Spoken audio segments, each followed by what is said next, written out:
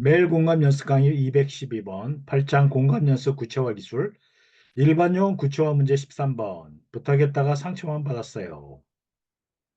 상황을 볼까요? 지연은 같은 부서 동료 지우에게 작은 부탁을 했습니다. 혹시 이번 자료 중 숫자 검토만 조금 도와줄 수 있을까요? 지우는 평소 친하다고 믿었던 동료였다. 하지만 돌아온 말은 예상 밖이었다. 저 요즘 매우 너무 바빠요. 그런 것까지 제가 해야 하나요? 지연은 순간 얼어붙었다. 내가 무리한 부탁을 한 건가? 이 정도 얘기는 못 꺼낼 정도로 먼 사이였나? 지연이 상처받은 건 거절 자체가 아니라 그 말투와 태도에서 느껴진 거리감 때문이었다.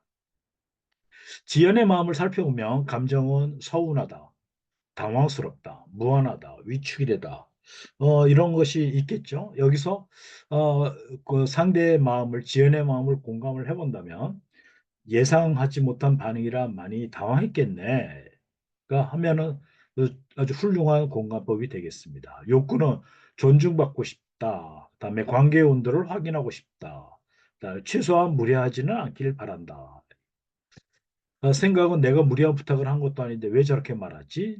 부탁이 그렇게 불편한 일이었나? 관계가 생각보다 멀었나? 앞으로는 아무 말도 하지 않는 게 낫겠다. 뭐 이런 생각들을 했을 것 같습니다. 상처의 핵심은 도와주지 않았다가 아니라 나를 대하는 태도가 차갑게 느껴졌다는 데 있다고 볼 수 있습니다. 구체화하는 건 일단 놀란 마음의 지점을 함께 짚어줍니다. 어떤 마음이 마음에 걸렸어? 어떤 점이 마음에 걸렸어? 거절이었어? 아니면 말투, 표정, 분위기? 아니면 그 거절 자체였어? 아니면 말투나 표현 방식이었어? 이렇게 물어보면 좋습니다. 근데 부탁의 적절성을 스스로 의심한 마음을 풀어줘야 돼요.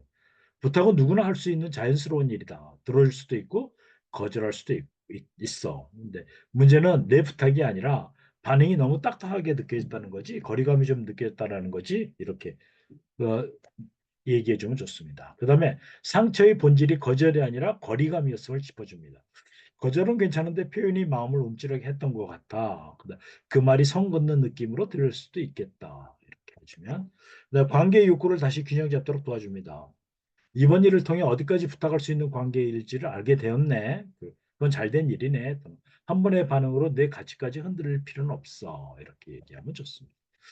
3단계로 이제 대화를 한번 해보면 이제 공감을 예상치 못한 반응이라 많이 당황했겠네. 또는 가깝다고 믿던 사람에게서 차가운 말을 들어서 더 마음이 쓰였겠네. 이렇게 하면 아주 훌륭한 공감이 될 수 있다고 생각합니다. 다음에 구체화는 가장 마음에 남았던 게 뭐였어? 말투였어? 분위기였어?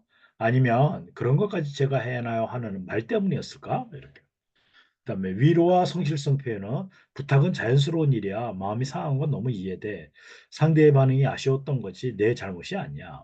앞으로 부탁하기 전에 관계의 온도를 조금씩 확인하면 더 편해질 거야. 이렇게 하면 아주 좋습니다.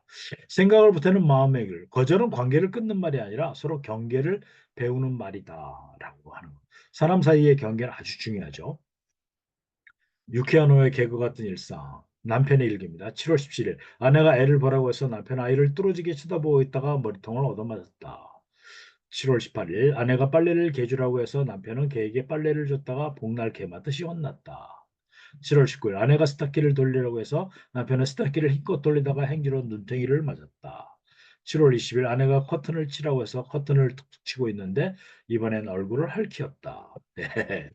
말귀를 기막히게 못 알아듣는 남편의 일기죠. 네. 이 엇갈림이 밉지 않은 이유는 분명합니다. 왜냐하면 모든 오해가 순수한 해석에서 나왔기 때문이고 결국엔 웃음과 너그러움으로 마무리되기 때문입니다. 현실의 대화도 이와 비슷하다고 할 수 있습니다. 말은 같아도 사람마다 해석이 다르고 그 작은 차이가 갈등의 씨앗이 되기도 하기 때문이죠.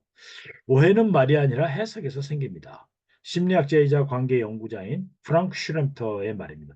모멸감은 사실이 아닌 추측에서 시작된다. 그래서 우리가 그 어떤 여러분들이 기분 나쁜 감정이 있을 때는 거기에 대한 어떤 생각이 있어요.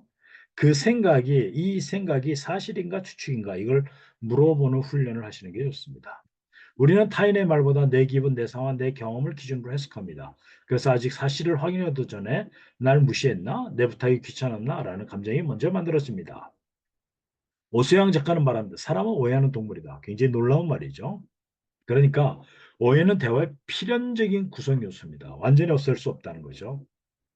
하지만 어떻게 생각나는지를 이해하면 그 오해의 강도를 충분히 줄일 수 있고 오해를 이해로 만들 수 있게 됩니다.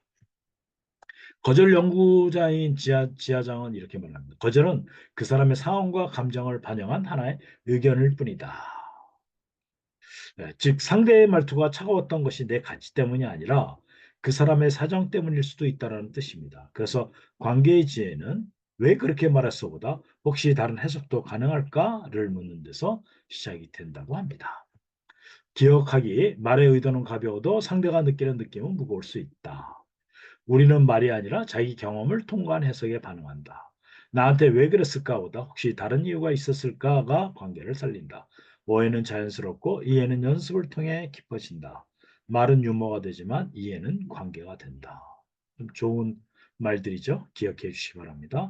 감사합니다. 소통과 공감으로 만드는 성공적인 행복한 인생 송성이었습니다.